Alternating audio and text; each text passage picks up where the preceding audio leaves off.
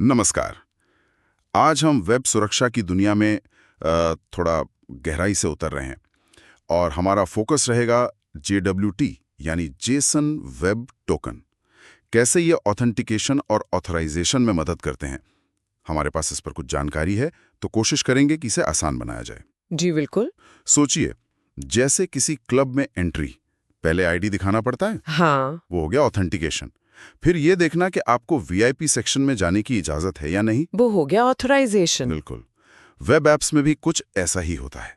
तो सबसे पहले ये साफ करते हैं, ऑथेंटिकेशन और ऑथराइजेशन, इनमें क्या फर्क है। देखिए, ऑथेंटिकेशन का सीधा मतलब है पहचान पक्की करना। क्या ये वही यूजर है जो वो कह रहा है? जैसे यूजर नेम और पासवर्ड डालना, ये ऑथेंटिकेशन है। मतलब आप कौन हैं, ये सवाल। हाँ बिल्कुल, आप कौन है।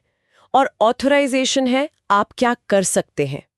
एक बार पहचान हो गई तो फिर ये तय करना कि उस यूजर को किस चीज का एक्सेस देना है। अच्छा, क्या वो एडमिन पैनल देख सकता है या कोई खास डेटा बदल सकता है? ये सब ऑथराइजेशन का हिस्सा है। ठीक है, ये फर्क समझ आया। अब आते हैं JWT पर, जेसन वेब टोकन। ये क्या चीज है असल में, और ये इतना पॉपुलर क्यों है? JWT ये एक तरीका है जिससे दो पार्टीज आपस में जानकारी मतलब डेटा सुरक्षित तरीके से शेयर कर सकती हैं। ये एक कॉम्पैक्ट तरीका है, URL फ्रेंडली भी है।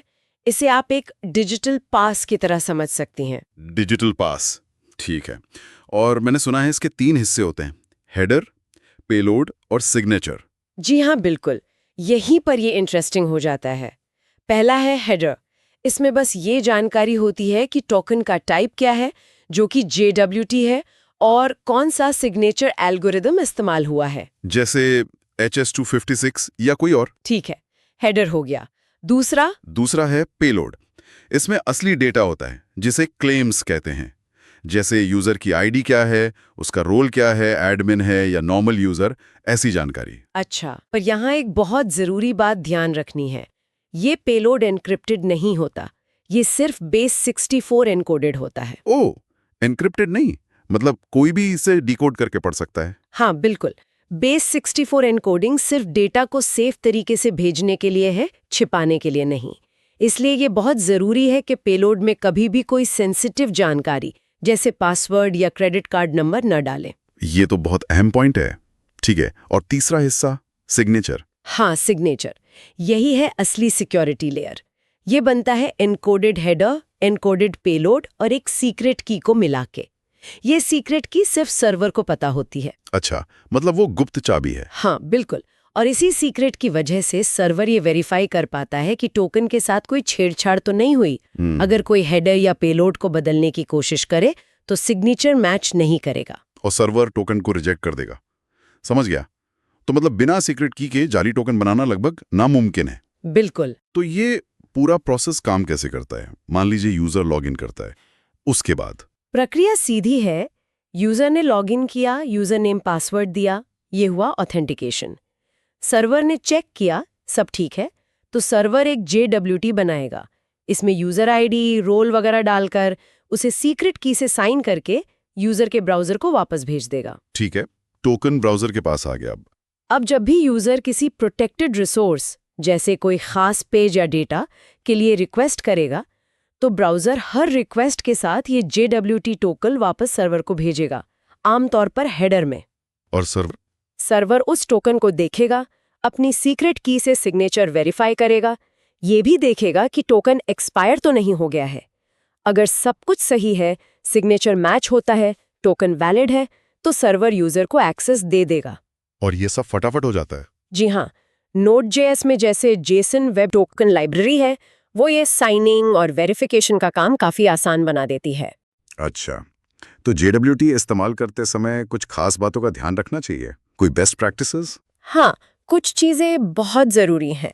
पहला, हमेशा HTTPS इस्तेमाल करें, हमेशा, ताकि टोकन जब नेटवर्क पर जाए तो एन्क्रिप्टेड रहे, कोई बीच में पढ़ ना सके। सही। और टोकन की एक्सपायरी टाइम? इसे बहुत लंबा न रखें, शायद 1 घंटा या 15 मिनट जैसी जरूरत हो। टोकन को स्टोर कहाँ करना है ये भी अहम है। ब्राउजर में लोकल स्टोरेज में रखने से बचना चाहिए, क्योंकि वो जावास्क्रिप्ट से एक्सेसिबल होता है। तो फिर कहाँ रखें? HTTP ओनली कुकीज एक बेहतर ऑप्शन है। इससे ब्राउजर की स्क्रिप्ट टोकन को एक्सेस नहीं कर पाती, तो क्रॉस साइट स्क्रिप्टिंग SSS का खतरा कम हो जाता है। अच्छा, HTTP ओनली कॉपीज, ठीक है। और जैसा आप पहले कहा, पेलोड में सेंसिटिव डेटा बिल्कुल ना डालें। और अगर आपको लंबे सेशन चाहिए, मतलब यूजर काफी देर तक लॉगिन रहे, तो रिफ्रेश टोकन का कॉन्सेप्ट इस्तेमाल करें। रिफ्रेश टोकन, वो क्या होता है? उसमें ऐसा होता है कि जो मेन एक्सेस टोकन है वो जल्दी एक्सपायर हो जाता है, मान लीजिए 15 मिनट में। लेकिन एक और टोकन होता है रिफ्रेश टोकन, जिसकी लाइफ लंबी होती है, शायद कुछ दिन। जब एक्सेस टोकन एक्सपायर हो जाता है तो क्लाइंट इस रिफ्रेश टोकन का इस्तेमाल करके सर्वर से नया एक्सेस टोकन मांग सकता है बिना दोबारा लॉगिन किए। ये ज्यादा सुरक्षित तरीका है। समझ गया। तो एक्सेस टोकन छोटा, रिफ्रेश टोकन लंबा, ये अच्छा तरीका है। तो कुल मिलाकर देखें तो JWT वाकई एक पावरफुल टूल है ऑथेंटिकेशन और ऑथराइजेशन के लिए। लेकिन इसे सही तरीके से इंप्लीमेंट करना, सिक्योर करना बहुत जरूरी है। ये वेब को सुरक्षित रखने में एक अहम रोल निभाता है। हाँ बिल्कुल, ये समझना कि टोकन कैसे काम करते हैं, उनकी कमजोरियां क्या हो सकती हैं और उन्हें सुरक्षित कैसे रखा जाए, ये आजकल के वेब डेवलपर्स के लिए बहुत जरूरी है। लेकिन यहाँ एक बात और सोचने वाली है। क्या? देखिए, JWT ये तो बता देता है कि यूजर कौन है और उसका रोल क्या है, मतलब उसे क्या क्या करने की परमिशन है। जैसे एडमिन है तो सब कुछ कर सकता है, पर क्या ये यूजर के असल बर्ताव को देख सकता है या उसे समझ सकता है? मतलब क्या सिर्फ रोल बेस्ड एक्सेस कंट्रोल काफी है या हमें सुरक्षा के लिए और बारीक अप्रोच चाहिए?